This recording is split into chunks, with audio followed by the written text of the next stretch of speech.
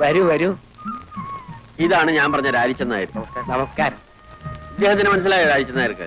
മനസ്സിലാക്കാൻ എന്തിരിക്കുന്നു, ശങ്കരൻ നായരല്ലേ കൂട്ടിക്കൊണ്ടുവന്നത്. മോശക്കാരനായ ഒരാളെയും കൊണ്ട് എന്റെ വീട്ടിലേക്ക് വരൂ. പേരെന്താ? വിനയൻ. നല്ല പേര്. നമ്മുടെ വില്ലേജ് ഓഫീസിൽ പുതിയതായിട്ട് വന്ന സാറാ. ഓഹോ. സാറിന് താമസിക്കാൻ സൗകര്യമുള്ളൊരു വീട് വേണം. അപ്പോ ഞാൻ ആ അമ്പലപ്പറമ്പിന്റെ പിന്നിൽ ഒഴിഞ്ഞു കിടക്കുന്ന നമ്മുടെ കൃഷ്ണൻകുട്ടി നായരുടെ വീട് അത് കാണിച്ചു കൊടുത്തു. പിടിച്ചോ? ആ പിടിച്ചു. ഒന്നിങ്ങി വന്നേ. കാപ്പിയുടെ കൂടെ പലഹാരം വല്ലതും കൊടുക്കണം. എന്റെ ലക്ഷ്മിക്കുട്ടി, കാപ്പിയും വേണ്ട പലഹാരവും വേണ്ട. അയാള് വില്ലേജ് ഓഫീസിലെ ഒരു ഉദ്യോഗസ്ഥനാ, വീട് അന്വേഷിച്ച് നടക്കുക. അപ്പോ വീട് പിടിച്ചു അല്ലേ? അതെ. അത് കൃഷ്ണൻകുട്ടി നായരെ കണ്ട് രാജിച്ചൻ നായർ ഒന്ന് ഏർപ്പാടായി കൊടുത്തു. താൻ ഒരു പൊതുപ്രവർത്തകനല്ലേ ശങ്കരൻ നായരെ? എന്നെക്കാണ് എളുപ്പം തനിക്കല്ലേ? ഞാൻ പറഞ്ഞ ആള് കേൾക്കില്ല. അല്ല, കുറ്റം എന്റെ ആണെന്ന് തന്നെ വെച്ചോളൂ. എന്ത് പറ്റി? ഇവിടെ കനാല് പണിക്ക് വേണ്ടി വന്ന 5-6 പേർക്ക് 1 മാസത്തേക്ക് താമസിക്കാനായിട്ട് മനക്കിലെ വീട് ഞാനൊന്ന് ഏർപ്പാട് ചെയ്ത് കൊടുത്തു. ജോലി കഴിഞ്ഞാൽ പണ്ടാരങ്ങൾ പോകണ്ടേ? കുടിയടപ്പാവകാശം വേണമെന്ന് പറഞ്ഞ് സമരമായി ബഹളമായി അതിന്റെ കൂടെ കൂടാൻ കുറെ നാട്ടുകാർ. അവസാനം എന്തു പറ്റി? വീട് അവരുടെ പേരിൽ എഴുതി കൊടുക്കേണ്ടി വന്നു. ശേഷം പേർക്ക് മനക്കിലെ പിള്ളി ചവിട്ടാനും വേണം. ഇതാണ് നമ്മുടെ നാടിന്റെ ശാപം. ഗാന്ധിജി വിഭാവനം ചെയ്ത ഇന്ത്യ ഇനിയും എത്രയോ ദൂരെയാണ്. ഓ, വരുന്നുണ്ട് ദുശ്ശകുനം.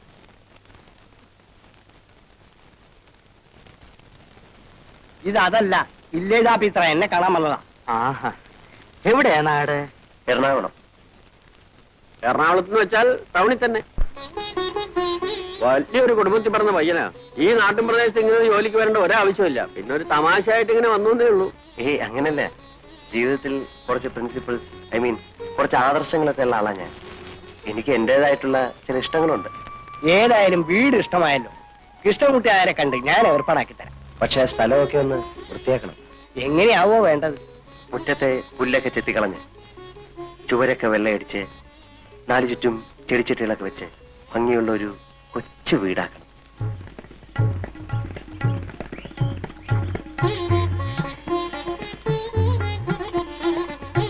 എങ്ങനെ? സാറിന്റെ മനസ്സിന് ഇഷ്ടപ്പെട്ട രൂപത്തിലായോ? ആ, ഒരുവിധം. വസണി, സാധിച്ച ഒരു കിളിക്കൂട് സംഘടിപ്പിച്ച തിരക്കേടിലായിരുന്നു. കിളിക്കൂടോ? അതെന്തിനാ? ഈ ജനലിനരിയിൽ കെട്ടിത്തൂക്കിയിട്ടാൽ രാത്രി കിളികൾ വന്നിരിക്കും. പുലർച്ചയ്ക്ക് അവരുടെ ശബ്ദം കേട്ട് എനിക്ക് കൊണ്ടുവരാം. അതിനൊരു ടൈം പീസ് വാങ്ങിച്ചാ പോരെ? അലാറം വെച്ചാ മതിയല്ലോ. ഏയ്, അതല്ല. അപ്പോ ഈ ആഹാരത്തിന്റെ കാര്യത്തിൽ എന്താ കണ്ടിരിക്കണേ? എന്റെ വീട്ടിൽ നിന്ന് കൊടുത്തേക്കാം. അയ്യോ വേണ്ട മാവാ, അമ്മായി വെക്കുന്നൊന്നും സാറിന് ഇഷ്ടപ്പെടില്ല. ചേട്ടന്റെ വീട്ടിൽ നിന്നാകാമല്ലോ. ഒരു വിരോധമില്ല, പക്ഷേ അയ്യോ അതൊന്നും വേണ്ട. ആഹാരം സ്വയം പാകം ചെയ്ത് കഴിക്കുന്ന എനിക്കിഷ്ടം. വീട്ടിലാവുമ്പം അതൊന്നും നടക്കില്ലായിരുന്നു. ഇവിടെ ആവുമ്പം നമ്മുടെ ഇഷ്ടം പോലെ ആകാമല്ലോ. പിന്നെ രാവിലെയും വൈകിട്ടും കുറച്ച് പാല് കിട്ടിയാൽ മതി. ആട്ടും പാലാണെങ്കിൽ കൂടുതൽ സൗകര്യം. ആട്ടും പാൽ ഇപ്പൊ എവിടെ നിന്ന് കിട്ടാനാണ്? പശുവും പാലാണെങ്കിൽ എന്റെ വീട്ടിലുണ്ട്. 2 നേരവും കുട്ടികളുടെ കയ്യിൽ ഞാൻ കൊടുത്തേക്കാം. സാറിന് ആട്ടും പാലാണ് ആവശ്യം. അത് സാറ് ഇടുന്നെങ്കിലും.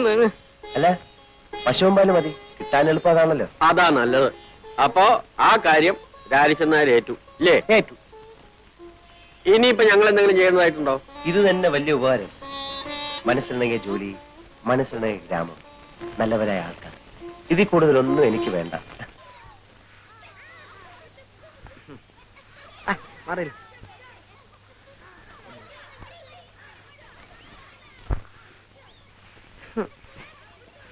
അമ്മായി, ഈ അമ്മാവനെന്താ ഇങ്ങനെ ആയിപ്പോയെ? എന്റെ കുഞ്ഞെ ഒന്നും കഴിക്കത്തില്ല. ഉച്ചയ്ക്കും രാത്രിയും ദേ ഇത്രച്ചൻ ചോറാ ഉണ്ണുന്നത്. പിന്നെ എങ്ങനെ മെലിയാതിരിക്കും? മെലിഞ്ഞ കാര്യമല്ലേ ചോദിച്ചത്. അമ്മാവന്റെ ബുദ്ധിക്ക് എന്ത് പറ്റി? വയസ്സായി തുടങ്ങിയില്ലേ? ഇനി ബുദ്ധിക്ക് എന്തായാലും എന്താ? അല്ലമ്മായി, കല്യാണം കഴിയാത്ത ഒരു ചെറുപ്പക്കാരന്റെ വീട്ടിലേക്ക് 2 നേരം പാൽ കൊടുത്ത് അയക്കുന്നത് ശരിയാണോ? അതുകൊണ്ട് എന്താടാ തെറ്റ്? നീ ഒരു ചെറുപ്പക്കാരനല്ലേ? നീ പാല് കുടിക്കാറില്ലേ? ഈ അമ്മായിക്ക് എന്ത് പറഞ്ഞാലും മനസ്സിലാകത്തില്ല. ആ വില്ലേജ് ഓഫീസറുടെ വീട്ടിലേക്ക് 2 നേരം പാൽ കൊടുത്ത് അയക്കാമെന്ന് അമ്മാവൻ ഏറ്റിരിക്കുന്നു. നന്നായി. പിണ്ണാക്ക് മേടിക്കാനുള്ള കാശ്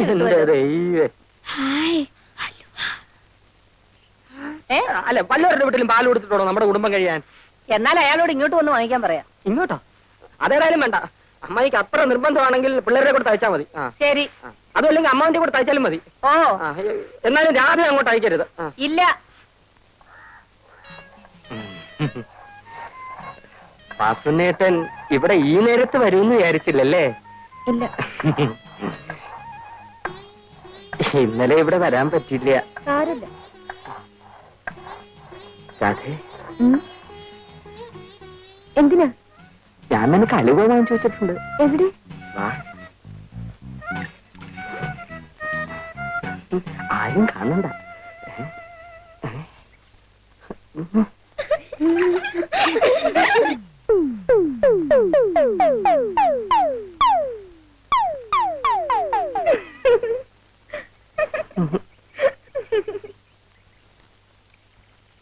വാസനേട്ടാ, നാളെയും കൊണ്ടുവരുവോ?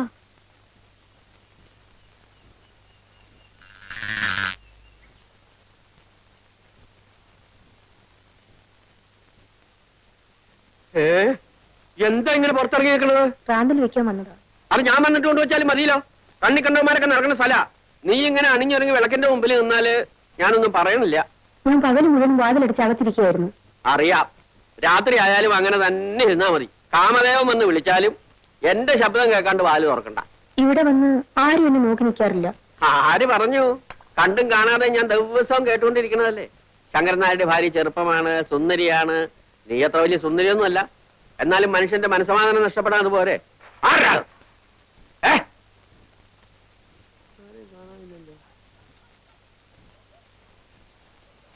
ചിലപ്പോ എനിക്ക് തോന്നിയതായിരിക്കും.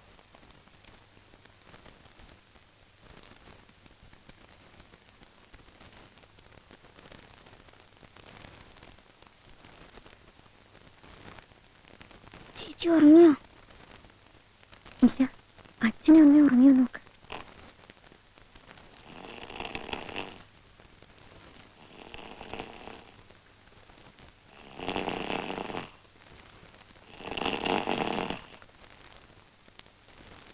ഉറങ്ങി. ചേച്ചി, അയാള് ശരിക്കും ചേച്ചി പറയാറുള്ള പോലത്തെ ആളാ. പക്ഷെ നമ്മളെന്താ ചെയ്യാ? നമുക്ക് അയാളുടെ അച്ഛന് ഒരു കത്തെഴുതിയാലോ? അത് വേണ്ട. എന്താ? കത്ത് കിട്ടിട്ട് അയാളുടെ അച്ഛൻ നമ്മളെ അടിക്കാൻ വന്നാലോ? അയ്യോ, എന്നാ വേണ്ട.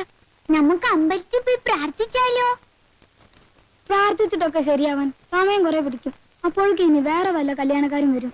നമുക്ക് അയാളെ കട്ടോണ്ടെന്നാലോ? നമ്മളെടുത്ത് അയാൾ പൊങ്ങോ? പിള്ളേര് മര്യാദയ്ക്ക് ഉറങ്ങുന്നുണ്ടോ?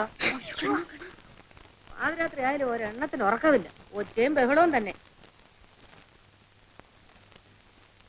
ചേച്ചി, ചേച്ചി ഉറങ്ങിക്കോ. ബാക്കി നമുക്ക് നാളെ നോക്കാം.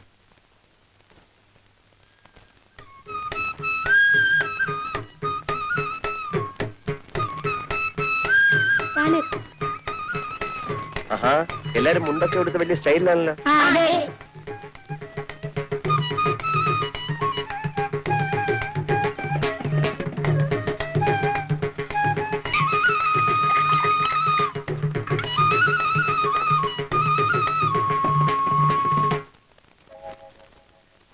എന്താ എല്ലാരും ഇങ്ങനെ?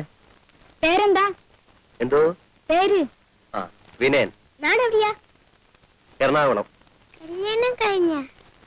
ഇല്ല, എന്താ? എന്നെ കല്യാണം കഴിക്കാൻ വല്ല പ്ലാൻ ഉണ്ടോ?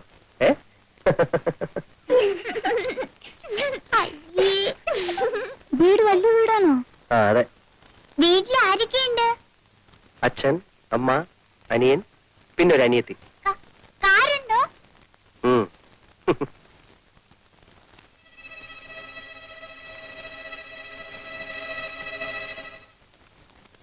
നിങ്ങളെ കല്യാണം ആലോചിക്കാൻ എന്താ വഴി? ആർക്കാ? ആ, അതിന് ഒരു സൂത്രമുണ്ട്. എന്താന്ന് വെച്ചാലേ,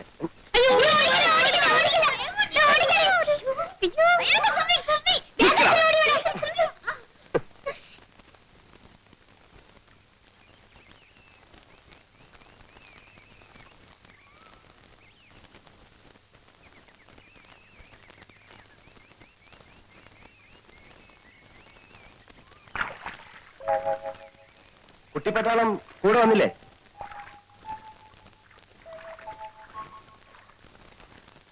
പേരെന്താ? പേരില്ലേ? എന്താന്നാ ചോദിച്ചത്? രാധയുടെ കാരണവന്മാര് രാവിലെ കല്യാണാലോചിച്ച് വീട്ടിൽ വന്നിരുന്നു. നിൽക്കൂ. നിങ്ങളുടെ നാട്ടിലൊക്കെ കുട്ടികളാ കല്യാണാലോചിക്ക? അങ്ങനെയാണെങ്കിൽ പിന്നെ രാധ മാത്രമായിട്ട് എന്തിനാ പോരായിരുന്നത്? ആ, അവര് ചോദിച്ചതിനൊക്കെ ഞാൻ മറുപടി പറഞ്ഞിട്ടുണ്ട് കേട്ടോ. ഇനി എന്തെങ്കിലും അറിയണേ ചോദിക്കാ, പറയാം. ഏയ്,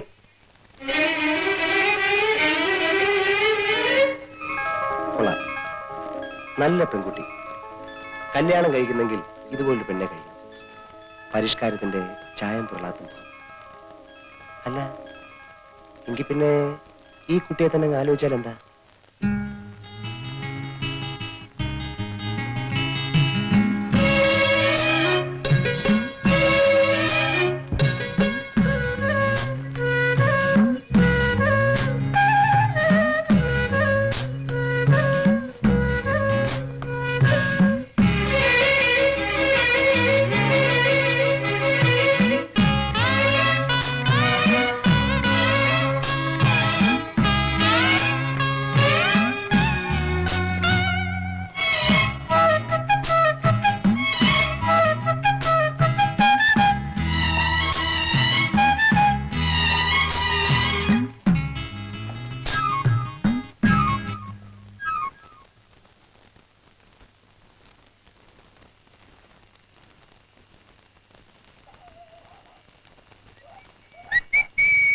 ആരാത്? പട്ടി. അല്ല, ചേട്ടൻ എന്താ കസേര പിടിച്ചിട്ട് വഴി മുടക്കിയിരിക്കുന്നേ? പട്ടിയും പൂച്ച നാത്തേക്ക് കയറാതിരിക്കാനാ. ഞാനൊരു സഹായം ചോദിക്കാനാ വന്നെ. സഹായം ചോദിക്കൽ പകലായാ പോരെ? വളരെ അർജന്റാണ് ചേട്ടാ. വളരെ നീണ്ട കാര്യമാണെങ്കിൽ നമുക്ക് നാളെ കാലത്തെ സംസാരിക്കാം. ചുരുക്കി പറയാം. എന്റെ അമ്മ മരിക്കുന്ന കാലത്ത് എനിക്ക് 12 വയസ്സായിരുന്നു. അന്ന് മരിക്കാൻ കിടക്കുന്ന നിന്റെ അമ്മയോട് രാജിച്ചെന്നാരി സത്യം ചെയ്ത് പറഞ്ഞതാ രാധയെ നിനക്ക് കല്യാണം കഴിച്ചു തരാം. ഇത് ഈ നാട്ടിൽ നീ എല്ലാവരോടും പാടിക്കൊണ്ട് കിടക്കുന്ന പാട്ടല്ലേ വാസുണ്ണി? എത്ര പാടിയിട്ടും ഒരു പ്രയോജനവും ഇല്ല ചേട്ടാ. ഓടിയാത് വാതിലടച്ചിട്ട് പോവും.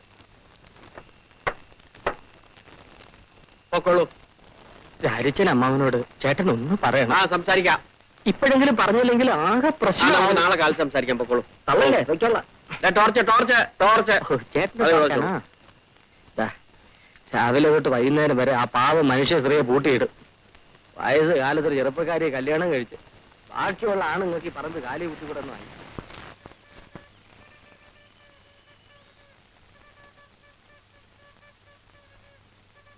പാല്.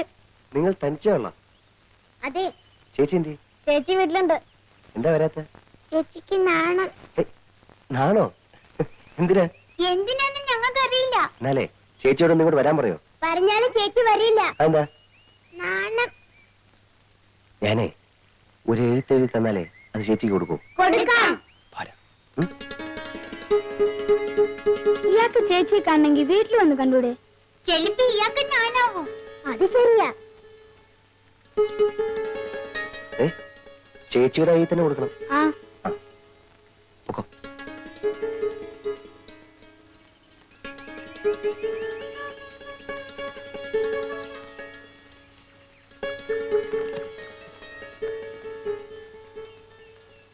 പ്രിയപ്പെട്ട രാധേ. പ്രിയപ്പെട്ട രാധേന്ന്. വളരെ അത്യാവശ്യമായി ഒന്ന് കാണണം. വരുമോ എന്ന് വീഞ്ഞാൽ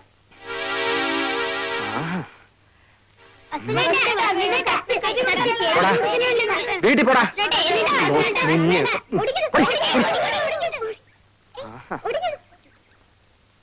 പയ്യൻ നല്ല മിടുക്കനാ. നടന്നാ നമ്മുടെ ഭാഗ്യം. ലക്ഷ്മി കുട്ടിയെ പറഞ്ഞാ നീ വിശ്വസിക്കില്ല. അവന്റെ ഈ വീട്ടിലോട്ടുള്ള ആദ്യത്തെ ആ വരവുണ്ടല്ലോ, ആ വരവ് കണ്ടപ്പോഴേ ഞാൻ തീരുമാനിച്ചതാ ഇതൊരു വരവാണെന്ന്. അവൻ ഈ വീട്ടിലോട്ട് കയറിയത് വലതുകാല് വെച്ചാ. ഏത് കാല് വെച്ച് കയറിയാലും വേണ്ടതല്ല. അവക്കിഷ്ടമായല്ലോ, എനിക്കത് മതി. എങ്ങനെങ്കിലും ഈ കല്യാണം ഒന്ന് നടന്നു കഴിഞ്ഞാ 7-8 വർഷത്തേക്ക് നമുക്ക് സ്വസ്ഥമായിട്ടിരിക്കാം. നിങ്ങളൊന്ന് പോയി ചോദിക്കുന്നേ. എന്തോന്ന്? കല്യാണം എപ്പോഴാണ് നടത്തുന്നതെന്ന്. അത് കൊള്ളാം. അവൻ ഇങ്ങോട്ട് വന്നല്ലേ പെണ്ണ് ചോദിക്കേണ്ടത്. അപ്പൊ നമ്മൾ കുറച്ച് ഗമയൊക്കെ കാണിച്ച് ഒടുവിലങ്ങ് സമ്മതിക്കും. നിങ്ങൾ അങ്ങോട്ട് ചെന്നാ മതി, അയാൾ ചോദിച്ചോളൂ. ഇപ്പൊ നമ്മളോട് എങ്ങനെയാ പറയുന്നതെന്ന് വിചാരിച്ചിരിക്കായിരിക്കും. എന്നാലും എനിക്കൊരു വിലയില്ലേ ലക്ഷ്മി കുട്ടി? ഓ, വിലയ്ക്ക് ഒരു കുറവും വരത്തില്ലെന്നേ. നിങ്ങൾ ഒന്ന് പോയി നോക്ക്. നീ ആ കൊടയും തോർത്തും എടുക്ക്. അയ്യോ, ദേ വരുന്നുണ്ട് ദുശകുനം. നാരായണ നാരായണ നാരായണ.